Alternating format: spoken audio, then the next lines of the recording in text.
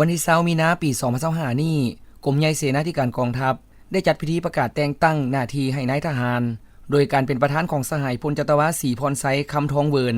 ห้องหัวหน้ากรมใหญ่เสนาธิการกองทัพมีต่างหน้าบรรดากรมห้องการแผนกการคณะพักคณะบรรษากรมกองห้ากฐานและภาคส่วนที่เกี่ยวข้องเข้าร่วมสหายพันโทสวัยทองบุตรตาวงศ์หัวหน้าแผนกพนักงานห้องการเมืองกรมใหญ่เสนาธิการกองทัพได้ผ่านข้อตกลงกรมใหญ่การเมืองกองทัพว่าด้วยการแต่งตั้งหน้าที่ให้นายทหารอยู่กรมใหญ่เสนาธิการกองทัพอิงตามกฎหมายนายทหารกองทัพประชาชนลาวในภาคที่2หมวดที่4มาตราที่26ว่าด้วยการแต่งตั้งและยกย้ายนายทหารอิงตามทิศทางเกี่ยวกับการปรับปรุงบูรณะกองจากการจัดตั้งนำพาบรรษาในกำลังประกอบอาวุธให้เข้มแข็งนักแน่นรอบด้านเพื่อให้สำเร็จหน้าที่ปกปักรักษาและสร้างสรรค์พัฒนาประเทศชาติกรมใหญ่การเมืองกองทัพตกลงแต่งตั้งหน้าที่ให้นายทหารขั้นหัวหน้าแผนกห้องแผนกจำนวน14สหาย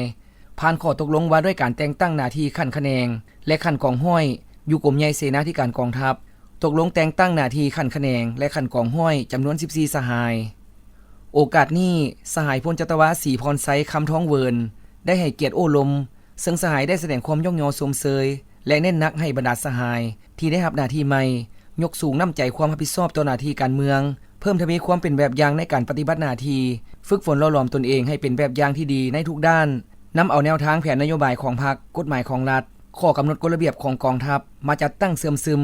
ศึกษาอบรมการเมืองนำพาแนวคิดให้พนักงานนักรบสุ่มเหือแห้งสติปัญญาและความรู้ความสามารถเข้าในการปฏิบัติหน้าที่วิชาเฉพาะปรับปรุงก่อสร้างค่ายคู่กรมกองให้มีบาดเก้าพัฒนาอย่างรอบด้าน